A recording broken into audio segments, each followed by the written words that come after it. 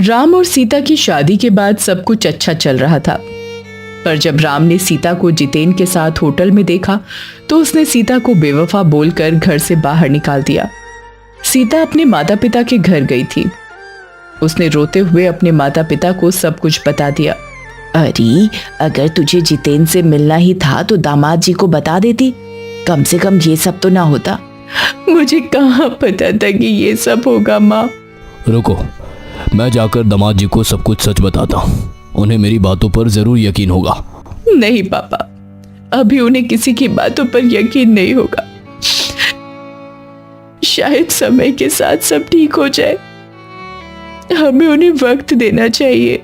सीता की बात मानकर उसके माता पिता राम के पास नहीं गए, पर रोज अपनी बेटी का उतरा चेहरा देखकर वो लोग बहुत दुखी थे। कविता, समझ नहीं आ रहा कि हम क्या करें। मुझे तो माताजी पर यकीन है, वो हमारी उलझन जरूर ठीक करेगी।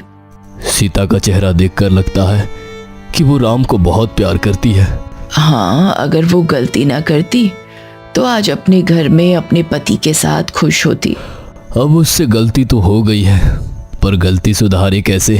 सब उस जितेन की गलती है, ना वो हमारी बेटी को मिलता ना ये सब होता। बिल्कुल सही, अब ये गलती जितेन ही ठीक कर सकता है। मैं कुछ समझी नहीं। तुम बस सीता के फोन से जितेन का नंबर ले आओ। ठीक है। जब सीता नहाने गई थी तो कविता ने चुपके से जितेन का नंबर ले लिया। ये लीजिए।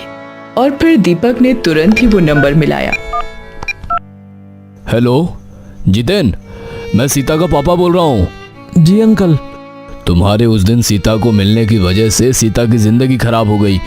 दीपक ने जितेन को सब कुछ बताया जो सीता के साथ हुआ। अंकल, मेरी बात मानिए, मैं ये सब नहीं चाहता था। मैं तो बस आखिरी बार सीता से मिलने गया था। मैं कभी उसका बुरा नहीं चाह सकता, लेकिन अगर यह सब मेरी गलती से हुआ है तो मैं सब कुछ ठीक करूंगा, आप फिक्र मत कीजिए। दीपक ने फोन कट किया। हो गया काम, अब सब कुछ ठीक हो जाएगा। जितेन उसी दिन दीपक के ऑफिस पहुंचा। जितेन को देखकर दीपक भड़क गया। मेरी बात सुन लो, फिर तुम्हें जो करना है करो। जितेन ने उसे बताया कि कैसे उसका एक्सीडेंट हुआ था और वो कई महीनों तक कोमा में था। जब उसे होश आया तो उसने सीता को कॉल किया और उसने उसके कई बार फोन कट किए। फिर जब आखिर में उसका फोन उठाया और उसकी बात सुनी। हम दोनों उस दिन होटल में आखिरी बार मिले, अलविदा कहने। सीता ने मुझे बोला कि वह तुमसे बहुत प्यार करती है, और बस उसी पल मैंने अपने दिमाग से सीता का ख्याल हटा दिया। लेकिन मेरे और सीता के उस दिन मिलने से यह सब होगा मुझे पता नहीं था। अगर पता होता तो कभी नहीं मिलता। जितेन इतना बोलकर वहां से चला गया और अब राम को समझ नहीं आ रहा था कि वो क्या करे। वो सीधा ऑफिस से सीता के घर गया। सीता बेटा, दामाद जी आए हैं।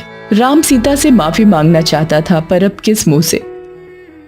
वो रो पड़ा और उसे देखकर सीता भी रोने लगी। मुझे माफ कर दो, मैंने तुम पर शक किया। तुम माफी मत मांगो, गलती मेरी थी। मुझे तुम्हें सब बता देना चाहिए था। सीता और राम एक दूसरे के गले लगकर रो रहे थे और वहां सीता के माता पिता खुश थे। चलो भाई, अंत भला तो सब भला। राम अपनी पत्नी को वापस अपने घर ले गया और वहां राम की मां ने दोनों की बलाएं उतारी। तुम दोनों को अब किसी की नजर ना लगे।